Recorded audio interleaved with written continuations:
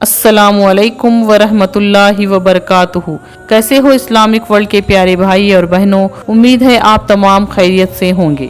آج ہم دنیا کے دو عظیم ترین رشتوں کے بارے میں بات کریں گے جو ہمیشہ سے ہی مقدس اور افضل رہے ہیں، ماں اور باپ۔ اسلام میں والدین کا مقام اتنا اونچا ہے کہ اللہ تعالیٰ نے اپنی عبادت کے بعد ماں باپ کی خدمت اور ان کا ادب کرنے کا حکم دیا ہے۔ قرآن میں اللہ تعالیٰ نے کئی جگہوں پر ماں باپ کا حقوق اور ان کی عزت اور خدمت کا ذکر فرمایا ہے۔ قرآن میں اللہ تعالیٰ فرماتے ہیں، اور تمہارا رب نے فیصلہ کر دیا ہے کہ تم صرف اللہ کی عبادت کرو اور ماں باپ کے ساتھ حسن سلوک کرو۔ اگر تمہارے پاس دونوں میں سے کوئی ایک یا دونوں بڑھاپے کو پہنچ جائے تو انہیں اف تک نہ کہو، نہ انہیں جھڑکو، بلکہ انہیں عزت کے ساتھ بات کرو۔ یہاں اللہ تعالیٰ نے ماں باپ کا ادب اور عزت کرنا اپنی عبادت کے بعد سب سے بڑا فرض قرار دیا ہے۔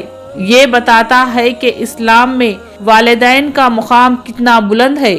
ماں کا مقام اسلام میں نہایت ہی عظیم ہے۔ حدیث مبارک میں حضرت محمد مصطفیٰ صلی اللہ علیہ وسلم نے فرمایا، جنت ماں کی قدموں کے نیچے ہے۔ ماں وہ شخصیت ہے جو اپنی اولاد کے لیے ہر قربانی دیتی ہے۔ جب ایک ماں اپنے بچے کو جنم دیتی ہے تو اس وقت جو درد اور تکلیف وہ محسوس کرتی ہے وہ کسی کے لیے بیان کرنا ممکن نہیں ہے۔ قرآن میں بھی ماں کی اس قربانی کا ذکر ہے، اور ہم نے انسان کو اپنے والدین کے ساتھ حسن سلوک کرنے کا حکم دیا ہے۔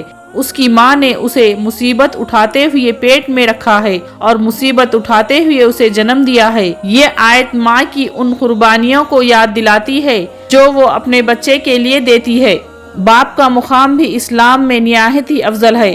باپ گھر کا سرپرست ہوتا ہے جو اپنی اولاد کی پرورش اور حفاظت کے لیے دن رات محنت کرتا ہے۔ حضرت محمد مصطفیٰ صلی اللہ علیہ وسلم نے فرمایا، باپ جنت کے دروازوں میں سے ایک دروازہ ہے۔ اگر تم چاہو تو اس دروازے کو محفوظ رکھو اور اگر چاہو تو اس سے ضائع کر دو۔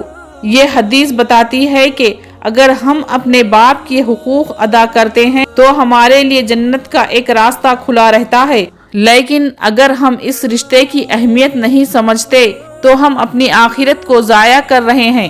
والدین کی دعا کا قرآن اور حدیث میں دونوں میں بہت زیادہ ذکر ہے۔ حضرت محمد مصطفیٰ صلی اللہ علیہ وسلم نے فرمایا، والدین کی دعا بچوں کے لیے قبول ہوتی ہے اور ان کی بد دعائیں بھی قبول ہوتی ہے۔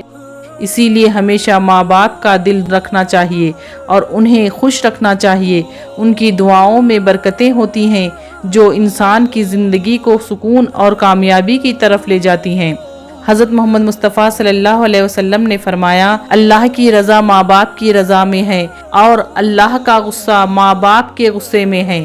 اس حدیث کا مطلب یہ ہے کہ اگر ہم اپنے ماں باپ کو خوش رکھتے ہیں تو اللہ ہم سے راضی ہوتا ہے، اور اگر ہم ماں باپ کو ناراض کرتے ہیں تو اللہ بھی ہم سے ناراض ہوتا ہے۔ حضرت عبداللہ ابن عمر رضی اللہ تعالیٰ عنہ سے روایت ہے کہ ایک شخص رسول اللہ صلی اللہ علیہ وسلم کے پاس آیا اور کہا، مجھے جہاد میں جانے کی اجازت دیں۔ رسول اللہ صلی اللہ علیہ وسلم نے فرمایا، کیا تمہارے والدین زندہ ہیں؟ اس نے کہا، جی ہاں۔ رسول اللہ صلی اللہ علیہ وسلم نے فرمایا، پھر ان کی خدمت کرو، یہی تمہارا جہاد ہے۔ یہ حدیث یہ بات واضح کرتی ہے کہ والدین کی خدمت اتنی عظیم عبادت ہے کہ وہ جہاد کے برابر ہے۔